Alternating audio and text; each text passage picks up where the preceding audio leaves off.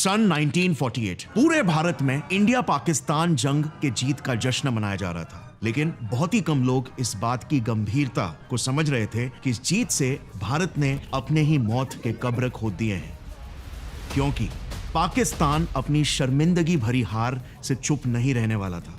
वो बदला लेने के लिए बेताब था। लेकिन यू नो व्हाट, पाकिस्तान से भी ज्यादा बेताब था एक देश जिसने इंडिया पर 200 सालों तक राज किया था, और वो अब अपने उसी गुलाम को अपने पैरों पर खड़े होते हुए नहीं देख पा रहा था। इस तस्वीर को जरा देखना। मेजर जनरल कॉथॉर्न वर्ल्ड वॉर 2 में British intelligence head of Europe रह चुके थे, और 1948 इंडो पाकिस्तान वॉर की हार के बाद इन्होंने ही ISI को जन्म दिया।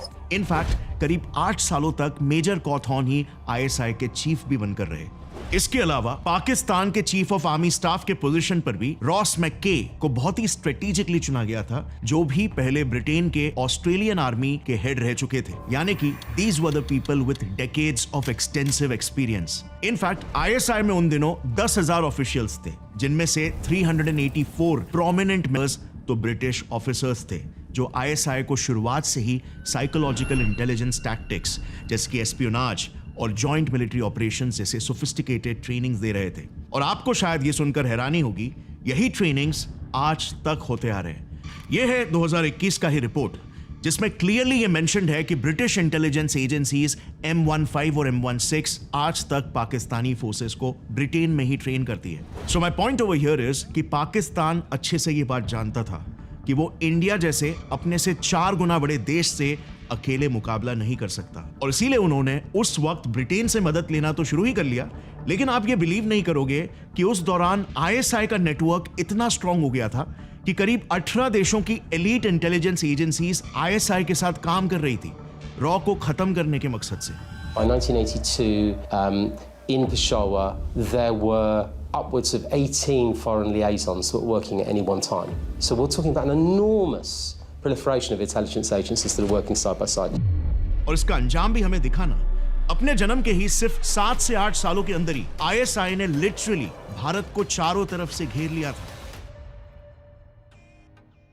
मिड 1950s तक, जहां पर भारत के नॉर्थ ईस्टर्न स्टेट्स में नागास, मिजोस जैसे कई अलगाववादी इंसर्जेंसीज अपने पीक पर थे, तो वहीं पर साउथ में केरला में ISI ने अपने कई सारे टेरर आउटफिट्स को प्लांट कर दिए थे। नॉर्थ में तो इंडिया अपने जन्म से ही कश्मीर के मुद्दे पे लड़ रहा था, लेकिन वहीं पर वेस्ट में भी ISI ने खालिस्तान का बीज बो दिया था। इंडिया के पूरे ईस्टर्न और सेंट्रल इंडिया में ISI ने नक्सलवादियों को खड़ा कर दिया, तो वहीं पर दाऊद, छोटा राजन, हाजी मस्तान, छोटा शकील जैसे न जाने कितने अंडरवर्ल्ड क्रिमिनल गैंग्स हैं जिन्हें ISI ने खड़ा किया और आज तक फंड करता है। और इन सबसे ज्यादा खौफनाक सिविलियंस में टेररिज्म, आतंकवाद, जिसके लिए तो ISI पूरे दुनिया भर में बदनाम है। 1993 मुंबई बॉम्ब ब्लास्ट, जिसमें 257 लोगों की मौत हो गई। 2001 Indian parliament attack, 26/11 Mumbai serial blast, 2008 Delhi serial blast, 2011 Mumbai triple blast. आज तक हमारे देश में जितने भी टेररिस्ट बॉम्ब ब्लास्ट हुए हैं ना, जिनमें हजारों लाखों मासूम लोगों की जानें गई हैं, उन सब के पीछे भी एक ही ऑर्गेनाइजेशन का सबसे बड़ा हाथ है, ISI। इन्होंने जैश-ए मोहम्मद, लश्कर-ए-तैयबा, हिजबुल मुजाहिदीन, तहरीक-ए-तालिबान पाकिस्तान, अल-कायदा जैसे हजारों खौफनाक टेररिस्ट ऑर्गेनाइजेशंस को जन्म दिया है, जिनके टेररिस्ट आउटफिट्स आज भी पूरे देश में फैल चुके हैं और हिंदुस्तान को आज तक अंदर से दीमक की तरह खा रहे हैं। लेकिन एक तरफ जहां पर ISI 1948 से ही जंग के मैदान में उतर के पूरे हिंदुस्तान में काफी हद तक तबाही मचा चुका था, इंडिया की इंटेलिजेंस एजेंसी रॉ का तो जन्म ही ISI के जन्म के 20 सालों बाद 21 सितंबर 1968 में हुआ था, वो भी बड़े जद्दोजहद के बाद। ISI, CIA और KGB जैसे इंटेलिजेंस एजेंसीज तो रॉ से नफरत करती ही थी, लेकिन हमारे खुद के देश में ही ऑपोजिशन पार्टीज तक रॉ को खत्म करना चाहते थे। इसे इंदिरा गांधी का एक पालतू ऑर्गेनाइजेशन माना जाता था, जो ऑपोजिशन पार्टीज पर एस्पियोनाज यानी कि जासूसी करने के लिए बनाई गई थी। इंदिरा गांधी के बाद पावर में आए मोरारजी देसाई के बारे में तो एक कहावत भी कही जाती थी, his hate for raw was more than his love for India. Morarji तो इस ऑर्गेनाइजेशन को ऑलमोस्ट बंद ही कर चुके थे, लेकिन इतने सारे प्रॉब्लम्स के बावजूद रॉ के कॉन्सेप्चुअलाइजेशन और प्लानिंग से लेकर रॉ के फॉर्मेशन का पूरा क्रेडिट जाता है सिर्फ एक शख्स को, RN काओ। जहां पर आईएसआई में 10,000 ब्रिटेन ट्रेन्ड ऑफिशियल्स थे, काओ ने इससे 40 गुना कम, सिर्फ 250 नौसिखिए ऑफिसर्स, सिर्फ 5 लाख के मामूली से बजट और एक खंडर पड़े थिएटर को अपना ऑफिस बना के रॉ की शुरुआत की थी। लेकिन हमारी इन परिस्थितियों के बावजूद हमने आईएसआई को मुंह तोड़ जवाब दिया। रॉ ने अपने जन्म के सिर्फ 3 सालों के बाद ही हर एक इंडिया पाकिस्तान वॉर में इंडिया को सक्सेसफुली जिताया। 1971 वॉर, 1984 और 1999 वॉर। अगस्त 17, 1988 की यह बात है जब पाकिस्तान के सबसे बड़े डिक्टेटर और इंडिया में फैले खालिस्तानी और कश्मीरी मिलिटेंसी के मास्टरमाइंड जिया उल हक की एक प्लेन क्रैश में मिस्टीरियस तरीके से मौत हो जाती है। लेकिन आज हमें कुछ ऐसे सबूत मिले हैं कि यह कोई एक्सीडेंट बिल्कुल नहीं था, बल्कि रॉ द्वारा एक प्लान्ड असैसिनेशन था। जस्ट इमेजिन, हमने पाकिस्तान को 2 टुकड़ों में बांटकर बांग्लादेश को आजाद किया, पाकिस्तान के दोस्त अफगानिस्तान को पाकिस्तान का जानी दुश्मन बनाया। यह कोई कोइंसिडेंट नहीं था। आज तक अफगानिस्तान कंप्लीटली एंटी पाकिस्तान है। तालिबानी गवर्नमेंट तो पाकिस्तान पर डायरेक्ट अटैक्स लॉन्च करते हैं। The Taliban launched unprovoked heavy weapon fire on its outpost near the border.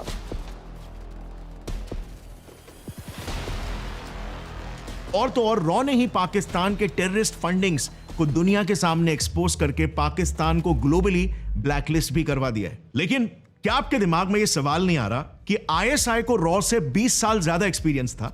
सारे के सारे जितने भी international powerful foreign intelligence agencies थे वो तो आईएसआई को बैक कर रहे थे, उन्हें ट्रेन कर रहे थे। तो रॉ ने यह पासा पलट आखिर कैसे किया? रॉ ने अपने दावपेच कैसे खेले, यह जानने के लिए हमें एकदम शुरुआत से शुरू करना होगा। साल 1950 जब इंडिया के नॉर्थ ईस्ट में स्थित नागालैंड में कुछ तो बहुत ही गलत हो रहा था।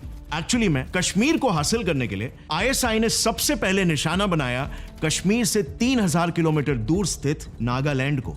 देखो 1950s की यह बात है जब आईएसआई ने इंडिया की एक बहुत ही बड़ी कमजोरी को पकड़ ली। नॉर्थ ईस्ट, स्पेशली नागालैंड के नागाज और मिजोरम के मिजो कम्युनिटी की सरकार से मतभेद हो रही थी। सिचुएशन कुछ ऐसी थी कि नागाज ने तो भारत की आजादी से भी एक दिन पहले 14 अगस्त 1947 को ही नागालैंड को एक इंडिपेंडेंट सॉवरेन स्टेट डिक्लेयर कर दिया था। और इस पूरे सेपरेटिस्ट मूवमेंट में सबसे आगे खड़े थे अंगामी जापू फिजो, जो कि the leader of Naga national council थे। इसी एनएनसी ने 1951 में नागालैंड में एक प्लेबिसाइड भी करवाया था, यानी कि वोटिंग करवाया था, जिसमें उन्होंने क्लेम किया कि करीब 99% नागाज इंडिया से अलग होना चाहते थे। सो डेफिनेटली ये भारत के लिए एक बहुत ही बड़ा क्राइसिस था, एक बहुत ही बड़ी वल्नरेबिलिटी थी।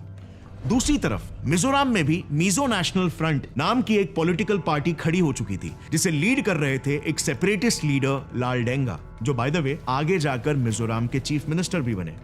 लेकिन उनकी पार्टी एमएनएफ का भी एक ही मकसद था, मिजोरम को इंडिया से आजाद करके एक इंडिपेंडेंट मिजो स्टेट बनाना, जिसके लिए लेट 1950s तक एमएनएफ ने अपने मिलिट्री कैडर्स के लिए स्पेशलाइज्ड ट्रेनिंग और सोफिस्टिकेटेड आर्म्स एंड एम्युनिशंस जमा करना भी शुरू कर दिया था। अब सिर्फ एक ही कसरत बाकी रह गई थी, फंडिंग की। दोनों भी पार्टीज, नागा नेशनल काउंसिल और मिजो नेशनल फ्रंट, अपने मकसद को अंजाम देने के लिए डेस्परेटली इंटरनेशनल फंडिंग्स की तलाश में थे। और बस यहीं पर इंडिया के आपदा में पाकिस्तान को एक अवसर नजर आया। आईएसआई ने ईस्ट पाकिस्तान के रंगमती जंगलों में नागा और मिजो रिबेल्स के लिए ट्रेनिंग कैंप्स बनाकर उन्हें वहां पर प्रॉपर मिलिट्री ट्रेनिंग देना शुरू कर दिया। पाकिस्तान ने तो इन आदिवासियों को मशीन गन्स और रॉकेट लॉन्चर्स जैसे सोफिस्टिकेटेड हथियार तक दे दिए थे ताकि वो इंडियन गवर्नमेंट के खिलाफ एक फुल फ्लेज्ड वॉर छेड़ दे। और अनफॉर्चुनेटली फॉर इंडिया, आईएसआई का ये प्लान इतना सक्सेसफुल रहा कि 1966 में तो मिजो नेशनल फ्रंट ने पूरे मिजोरम स्टेट को ही इंडिया से अलग कर दिया था। यस, 1 मार्च 1966 के दिन एमएनएफ ने आइजॉल के आर्मी पोस्ट और पुलिस स्टेशंस पर अटैक करके उसके सारे एंट्री पॉइंट्स को सीज करके पूरे स्टेट पर कंप्लीट कंट्रोल हासिल कर लिया था। अब मिजोरम को इंडिया से अलग करने के बाद फिर आईएसआई ने तो यह तक प्लान कर दिया था कि वो यूएन में अपील करके मिजोरम को एक अलग देश रिकॉग्नाइज भी करवा ले। एंड माइंड यू, ये सब मैं रॉ के जन्म से पहले की बात कर रहा हूं। सो अनलाइक आईएसआई, इंडिया के पास ऐसी कोई स्पेशलाइज्ड इंटेलिजेंस एजेंसी नहीं थी जो फॉरेन इन्वॉल्वमेंट इन इंडिया को पहले से ही भांप पाए। काफी सिमिलर क्लैशेस नागालैंड में भी हो रहे थे और इसीलिए सबके रिटेलिएशन में इंडियन गवर्नमेंट ने देश में पहली बार नॉर्थ ईस्ट में AFSPA एफ्स्पा एक्ट को पास कर दिया।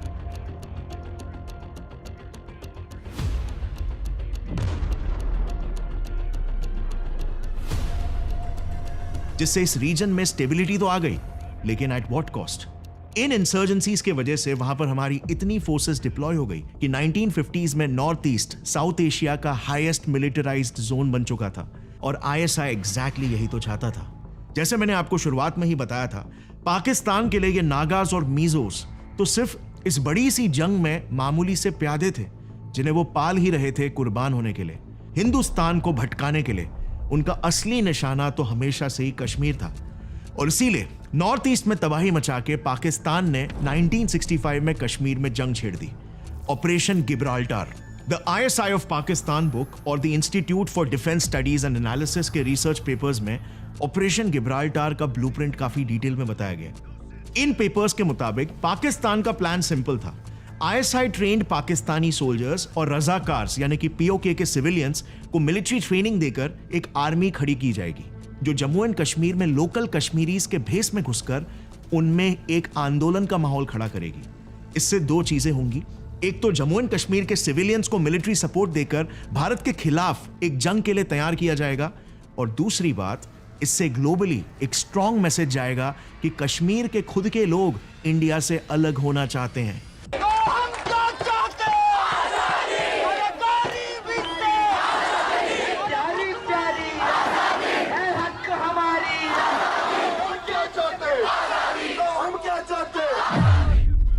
लेकिन पाकिस्तान का यह प्लान बिल्कुल भी सक्सेसफुल नहीं हो पाया। कश्मीरी लोकल्स ने ISI का साथ तो दिया ही नहीं, उल्टा इस इन्फिल्ट्रेशन की जानकारी उन्होंने इंडियन फोर्सेस को दे दिया। अब ऑपरेशन गिब्राल्टार को फेल होते हुए देख 1 सितंबर 1965 को पाकिस्तान ने ऑपरेशन ग्रैंड स्लैम शुरू करके ऑफिशियली इंडिया से वॉर डिक्लेयर कर दिया।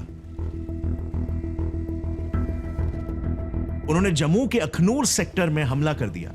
इसके रिटेलिएशन में इंडियन आर्मी ने तो लाहौर को ही अपने कब्जे में ले लिया था। अब अपने एक बड़े शहर को खोते हुए देख ऑफ कोर्स पाकिस्तान ने ऑफिशियली हार मान लिया और इंडिया ये जंग जीत गया। लेकिन इसके बावजूद पाकिस्तान की एक बात तो माननी पड़ेगी, 1965 तक ISI को फॉर्म होकर 20 साल भी नहीं हुए थे कि ISI ने इंडियन फोर्सेस को 2 वॉर फ्रंट्स में सक्सेसफुली ऑक्यूपाई कर लिया था। नॉर्थ ईस्ट में नागा और मीजो इंसर्जेंसी और जम्मू एंड कश्मीर में इंडो पाकिस्तान वॉर। भले इन दोनों भी फ्रंट्स में इंडिया ने ईंट का जवाब पत्थर से जरूर दिया, लेकिन माय पॉइंट इज इंडिया हर बार पाकिस्तान को सिर्फ जवाब दे रहा था, पाकिस्तान से एक कदम आगे नहीं चल रहा था। आइडियली तो हमें पाकिस्तान की हर एक चाल की खबर ये सारा कांड होने से पहले ही होनी चाहिए थी, राइट? लेकिन हमारी सेंट्रल गवर्नमेंट और हमारे तब के इंटेलिजेंस एजेंसी IB काफी बार कंप्लीटली क्लूलेस हुआ करती थी। और इसके पीछे का मेन रीजन ये था कि IB को तो ब्रिटिशर्स ने हमेशा से ही सिर्फ इंटरनल सिक्योरिटी के लिए ही ट्रेन किया था। इंडिया में ब्रिटिश सरकार के खिलाफ प्रोटेस्ट को कर्ब करने के लिए, रोकने के लिए, इंडिया को बाहरी एक्सटर्नल थ्रेट से प्रोटेक्ट करने के लिए बिल्कुल भी नहीं ट्रेन किया गया था। और भूलो मत,